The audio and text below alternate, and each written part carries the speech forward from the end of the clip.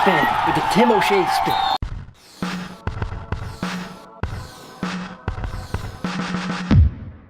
Good morning, good afternoon, good evening, whenever you may be tuning in. I am Bryant Carpenter, sports editor of the Meriden Record-Journal, and welcome to the Wear Brighter Colors and also Catch It Like Timmy O'Shea edition of the Athletes of the Week. This is week number 4 for our fall contest, and well, we had fun recreating Tim O'Shea's catch against Conard High School for good reason. I'm going to jump right into it. Week 3, we were actually very happy with the results because for the first time ever, we had winners from the same town we've never had winners from before, at least not in tandem. And we're going to jump right into it. You saw the highlight catch that so far is one of the best of the fall, if not the best, Pete. I would have to say right now that catch by Timmy O'Shea leads the way for highlight reel hits. And Timmy O'Shea is the male athlete of the week from week number 3, and we caught up with him at the Southington YMCA earlier this week. Sean Crossick and Pete were there on a rainy Monday. Let's see what Timmy O'Shea had to say. Down to the 21.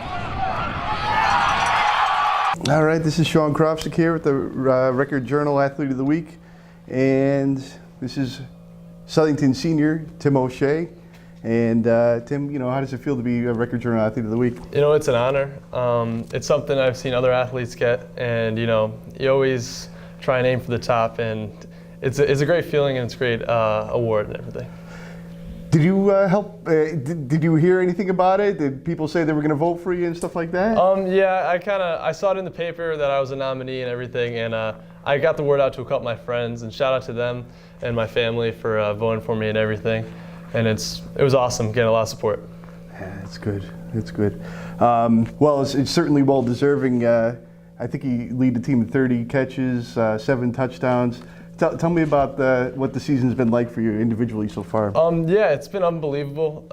We kind of lost a couple of great players on our team, and hopefully a bunch of them will be back later in the season. But as a senior, I have to step up on the team, and I can't take all the credit. I gotta have the quarterback throw me the ball. You have to line block for the quarterback. Mm-hmm. So, it's a team game, and I just try and do my best to perform to my peak every game. Yeah, tell me about that connection you have with your quarterback, Will. Yeah, me and Will. We've been playing together since like 8th grade, so we have a lot of chemistry between us. And he's a great quarterback. He's really intelligent. He can read the defense like no other, and he's great. He really knows my tendencies. I know his tendencies, so we have a real good connection. Tell us about yourself as a receiver. Mm-hmm. So I know I'm not the fastest guy, but I use my size to my advantage. I'm bigger than a lot of the corners, and I like to think I have pretty good hands, so I use what I have as a player to my advantage. Every receiver is different, and everybody has their strengths and their weaknesses, and getting to know your strengths and knowing your weaknesses is part of how you can be a really good player. Out of the 7 touchdowns, does one of them kind of stick out to you? Was there a great catch that you made, or one? Probably the one against Conard. That one where I caught it one-handed kind of and juggled it and spun around. That was pretty awesome. Maybe a little lucky, but it was pretty cool. That was pretty awesome. Tell us a little bit about yourself off the field. Off the field, football is, I play other sports, play basketball. I did track and baseball too, so I like to play year-round sports, and football is my number 1 sport. It's my favorite sport, and I'm usually just working on that. Off the field, though, I work at the Y for the YMCA as a camp counselor. I do some community service stuff with youth ministry for the church and everything. So, yeah, I try and get out there a little bit. Is there a celebration you guys do when you score a touchdown or something? A celebration, a certain one? Not really. I've kind of been told by my coach that it's probably not the best idea because we don't want the 15-yard penalty, but just celebrating with your teammates, they help you score, so you got to celebrate with them. It's a team effort. Tell me about your offensive line and what they've meant to the team. Oh, tremendous. They've really stepped up a lot. I know our captain, Jake Munson, he is out for the year with an injury, and they've really stepped up on the line and playing great. I know a bunch of the guys, I always tell them before the game, just pancake someone for me, and they're really physical. They really get after it. Well, I think that wraps things up here at the Southington YMCA. I want to thank again Tim for being willing to go on video with us, and that'll wrap things up. Thank you for that interview, Shawnee and Pete. And yes, I meant to say, let's hear what Timmy O'Shea has to say. Pun intended. Timmy O'Shea, by the way, he had 3 catches in the Southington's 45-zip win at Hall. Southington's 5-0 at the break. He now has 30 catches for, the Magic Board tells me, 412 yards. The area's leading receiver. Just so you know, folks, our highlight show will be coming to you on Saturday as usual. One thing about this week's show though, it's going to be different. We really have no football this week. We do have Lyman Hall, the one team playing this week in the bye week for all of our other area teams. But they're out at Bethel. So what we're going to do this week is focus on the other sports, mainly cross country, because we had the Meriden City meet this week and the Wallingford City meet this week. I mention that because when we get to the nominees for week 4, we do have a cross-country runner. We'll see who it is. But first, we must disclose the winner of our girls contest from week 3. As I mentioned at the top of the show, for the first time, we had 2 Southington kids win. It's a first. And the nominees, if you will recall, there were 2 swimmers. There were Faith Gambardella of Lyman Hall, Megan Hammarlund of Southington, and also Vanessa Isaac of Platt Volleyball. I've taken all the drama out of it. Of course, sometimes that just happens. There's a slam dunk every once in a while. And this week it was Megan Hammarlund, Hammer of the Gods, Southington girls swimming. Again, Sean and Pete were up to Southington Y, 2 for 1. Tim O'Shea, Megan Hammarlund. This is Sean Krofsik with the Record Journal Athlete of the Week. Megan Hammarlund, freshman at Southington High School. Megan, thank you so much for joining us here today. What does it mean to you to be Athlete of the Week? It's really, I don't even know what to say.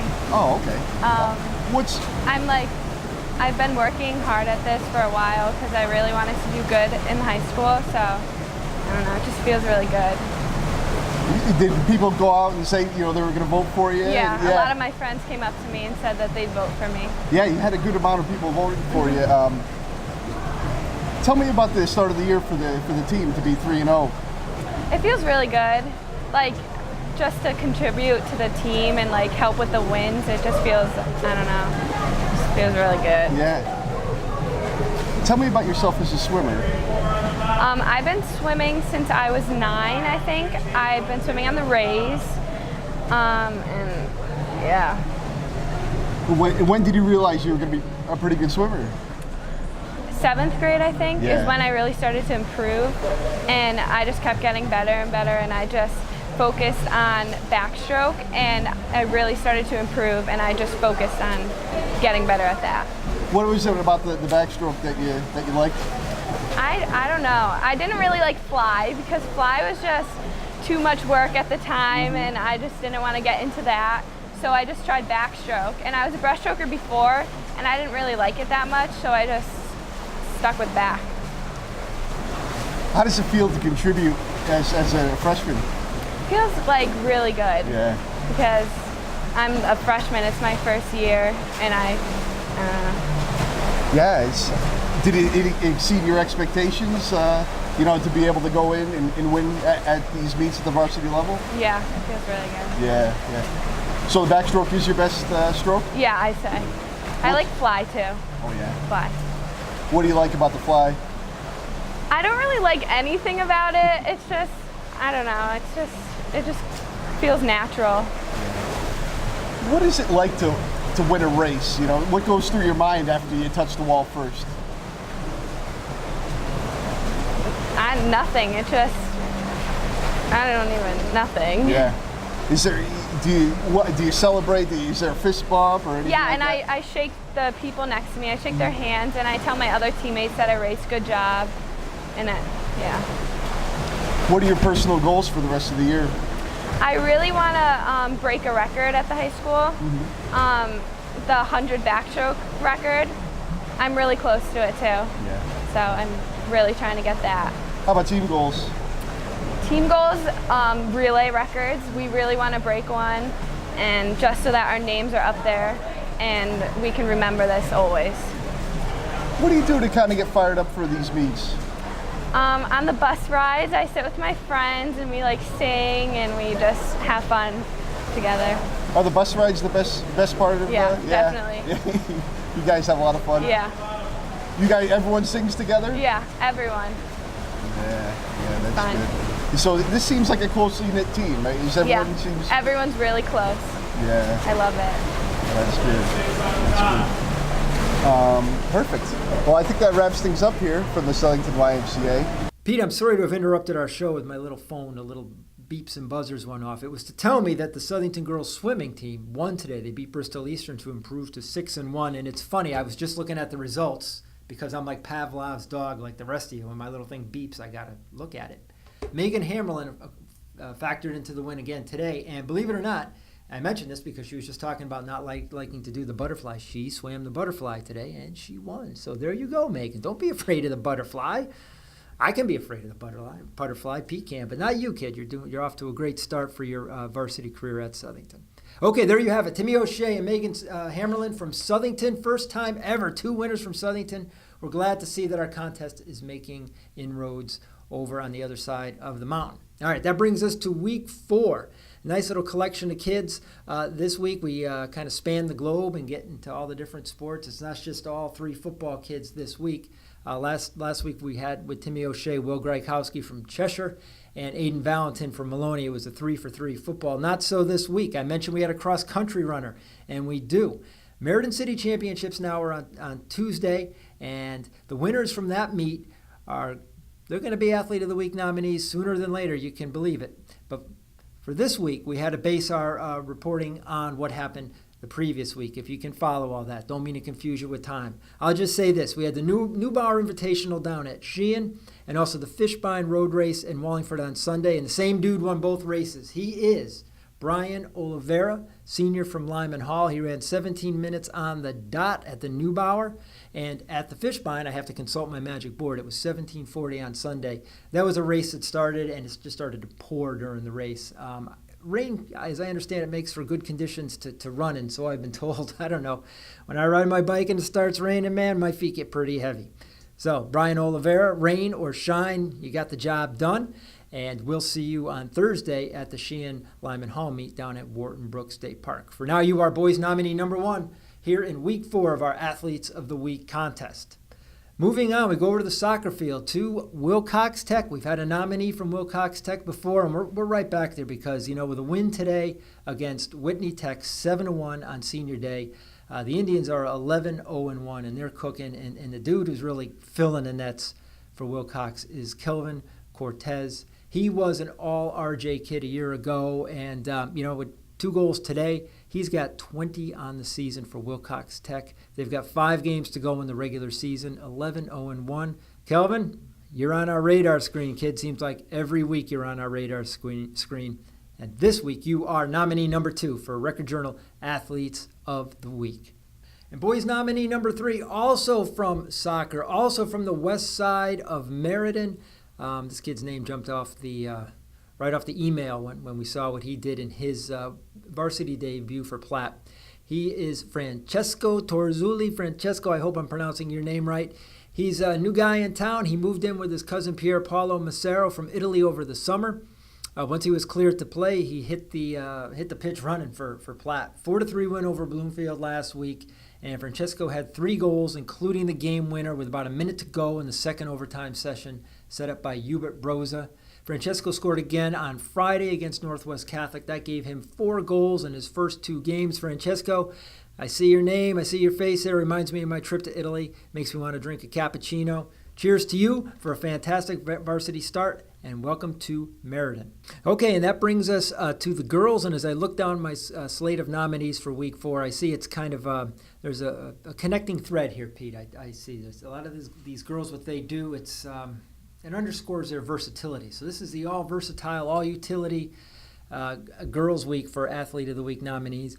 We have 3 different sports, which is always a lot of fun. And we just have girls who get it done for their teams in different ways. Let's start over at Wilcox Tech in volleyball. Here's another team that's off to a good start and has maintained it through the season. They are 10-4, and they are led by their senior setter, Nicole Tiesi. So Nicole is a girl who gets it done offensively and defensively. A lot of digs from her, a lot of blocks, With 140-something assists, though, she is the hub through which the Wilcox Tech offense flows. For her versatility, she is girls' versatile nominee number 1 here in week number 4. Where are we going to go from Wilcox Tech, Pete? I want to kind of build a little drama for the drama I deprived our viewers of at the beginning. I'll tell you what, I want to build drama, but when I say Cheshire swimming, well, maybe there's drama in this regard. No drama because you expect Cheshire to win, and that's what they've been doing again this year. They've won 42 meets in a row with their win Monday over Hand. They're 9-0 on the season. No reason to think they're not going to run the table and be an 11-0 with a 44 meet winning streak by the end of this regular season. But there is drama, Pete, because you say Cheshire swimming, but who is it? Who's it going to be over there? We already had Sophie Murphy as a nominee. Who's it going to be? Liz Boyer, Allie Taylor, Esther Hahn. They got so many good swimmers. I sometimes would like to say I flip a coin, but I don't. I look it over as closely as I can.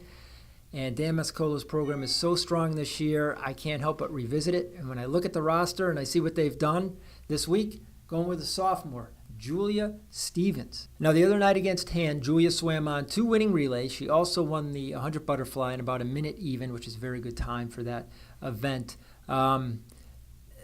One of the reasons I went with Julia is, again, it's versatility week here with the girls. And get this, in a meet last week against Brantford, Julia won the 50 freestyle, and she also won the 500 freestyle in the same meet. You don't see that every day. You don't see that every season.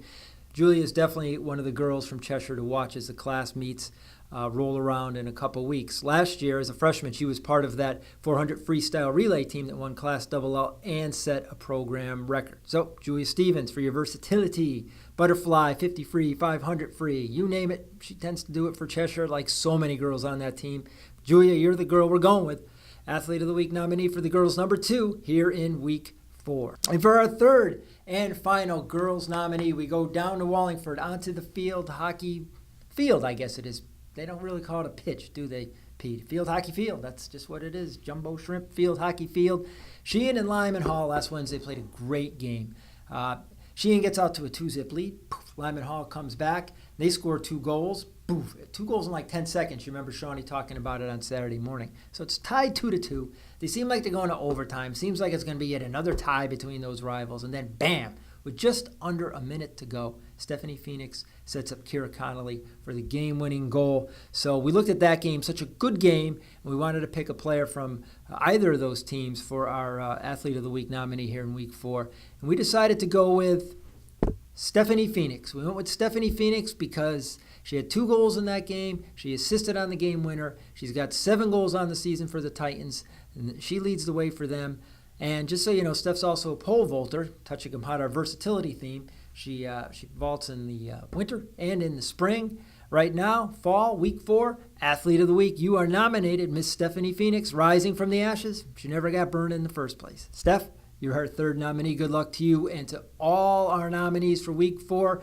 When you see this video, you can go online. There was a little bit of a snafu last Wednesday. We apologize for that. You can go online right now. Pete's going to put that address right there. I'm going to hold it right there in my hands for a while so you can look at it. You can go online. You can vote right there. Tonight, Thursday, Friday, Saturday, all the way to Sunday midnight. Go online. Please vote for these kids. We got some kids, a lot of student athletes doing some good things out there. Of course, all kids nominated for Athlete of the Week will be invited to our Best of the Bunch Awards brunch in June, where Mr. Jim Calhoun will be the guest speaker. Also, all scholar athletes, all record journal selections. Coaches, just so you know, start thinking now about the kids you want to nominate for your student athletes. Give it a lot of good thought. We want the kid who best exemplifies what it means to be a student athlete. Good academics, contributes on the field, good player, good character. Repeat, good player, good character, and good student. We'll be sending out the forms shortly, and we'll also be soliciting your opinions for our all-record journal teams, which we'll be picking once the regular season concludes. And speaking of conclusions, that's it here for our Athletes of the Week show, week number 4. Hope you enjoyed it. Tune in Saturday for our highlight show. Sean and I are going to be outdoors at Wharton State Park because Pete wants to be outside for the foliage. He's from Long Island, and Long Island's not really known for its foliage. So he's just in love with the foliage here in New England because he's a man of taste. All right, folks, I am Bryant Carpenter, sports editor of the Record Journal. I appreciate you tuning in. Till the next time.